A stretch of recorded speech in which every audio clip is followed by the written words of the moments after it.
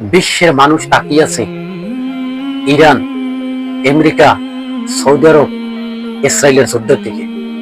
আসলে এই যুদ্ধের শেষ কোথায়, এই যুদ্ধ কবে শেষ হবে, আজও বিশেষজ্ঞরা রিসার্চ করে বাইর করতে পারে নাই। তবে কি সেই তৃতীয় বিশ্বযুদ্ধের যুদ্ধ বাজানের আগে যে প্রথম ধাপ সেটা কি চলে গেছে?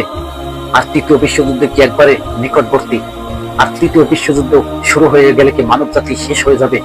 পৃথিবীর মানচিত্র কি বদলে যাবে?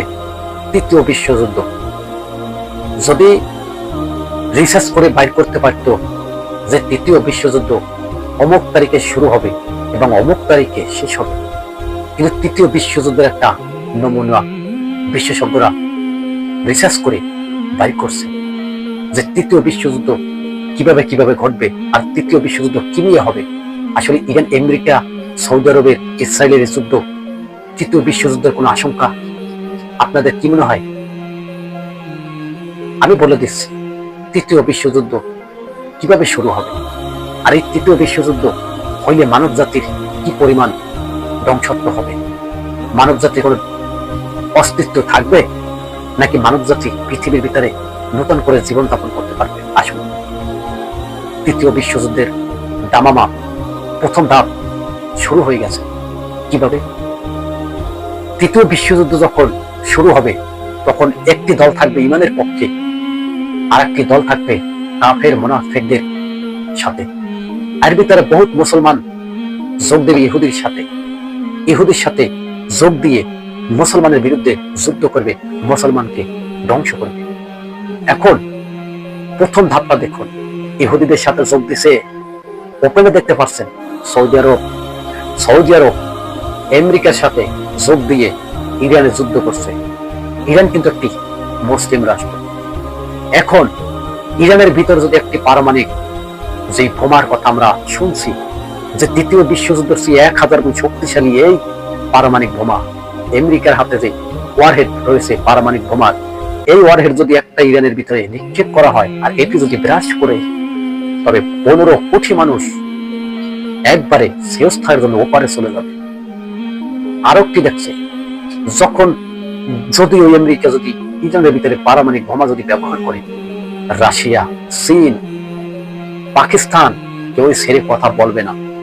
একের পর এক রাষ্ট্র পারমাণবিক বোমা আকাশের ভিতরে নিক্ষেপ করতে শুরু করবে, এবং এই পারমাণবিক বোমা যে ব্যবহার করবে, এই যুদ্ধটা বছরকে বছর হবে না, এই যুদ্ধটা হবে 7 দিন অথবা 5 দিন অথবা 1 সপ্তাহের ভিতরে খালাস হয়ে যাবে। এই পারমাণবিক বোমা সবাই ব্যবহার করা শেষ হয়ে যাবে। একের পর এক রাষ্ট্রের ভিতরে তুফান শুরু হয়ে যাবে, আকাশটা ধোঁয়ায় অন্ধকার হয়ে যাবে। এখন আকাশ যে ধোঁয়ায় অন্ধকার হয়ে যাবে, এটি তো কোরআনের ভিতরে আছে।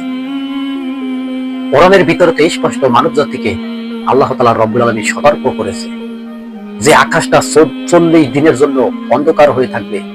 40 দিনের ভিতরে পৃথিবীর ভিতরে কোনো সূর্যের অস্তিত্ব, কোনো আকাশ পরিষ্কার থাকবে না, সূর্যের আলো জমিনে পড়বে না। বিশেষজ্ঞরা আরো বাইর করছে আমেরিকা হয়তো যে কোনো মুহূর্তে ইরানের ভিতরে পারমাণবিক বোমা ব্যবহার করতে পারে। তখন রাশিয়া কোনো কথা ছাড়া, কোনো চুক্তি ছাড়া পারমাণবিক বোমা কিন্তু ছেড়ে দেবে। যদি রাশিয়াও পারমাণবিক বোমা যদি ছেড়ে যায় আমেরিকার উপরে, আমেরিকাও কিন্তু পারমাণবিক বোমা ছেড়ে দেবে রাশিয়ার উপরে। উত্তর কোরিয়া কি করবে, এবং পাকিস্তান কি করবে, ইসরায়েল কি করবে, ভারত কি করবে? প্রত্যেকটা রাষ্ট্রের হাতে কিন্তু পারমাণবিক বোমা আছে। আরো একটি কথা জানিয়ে দিতে চাই, এই পারমাণবিক বোমা যখন ব্যবহার করা শুরু হবে, এক এক রাষ্ট্রের উপরে ফুটানো শুরু করবে, মারা যেতে পারে মিলিয়ন মিলিয়ন মানুষের জীবন। যখন এই পারমাণবিক বোমাটা নিক্ষেপ করবে আকাশের উপরে, একটি রাষ্ট্রের থেকে অন্য একটি রাষ্ট্রে টাইম নেবে মাত্র 10 থেকে 15 মিনিট। 10 থেকে 15 মিনিটের ভিতরে এক রাষ্ট্র থেকে নিক্ষেপ করবে আর এক রাষ্ট্রের ভূমির ভিতরে গিয়ে আঘাত করবে। তবে এইবার ভাবুন, একটি বিমান, একটি পাখি তাকে আটকাতে পারবে না। তার স্পিরিট ঘন্টায় মনে হয় কত হাজার কিলোমিটার, তার বলার মতো না। কারণ রাশিয়া থেকে যদি একটা পারমাণবিক বোমার ক্ষেপণাস্ত্র নিক্ষেপ করা হয়, ধরেন আমেরিকা গিয়ে যদি আধা ঘন্টা ভিতরে পৌঁছায়, তবে কি কোনো বিমান পারবে এক রাষ্ট্র থেকে অন্য একটা রাষ্ট্রে আধা ঘন্টার ভিতরে যাইতে? পারবে না। এমন শক্তিশালী পারমাণবিক বোমা মানব জাতির জন্য মরণ ফাঁদ তৈরি করে রেখেছে, তা আমরা রিসার্চ করে দেখছি যে তৃতীয় বিশ্বযুদ্ধ কারণ আসছে, আর এই তৃতীয় বিশ্বযুদ্ধ হবে যে নিকটবর্তী চলে এসেছে।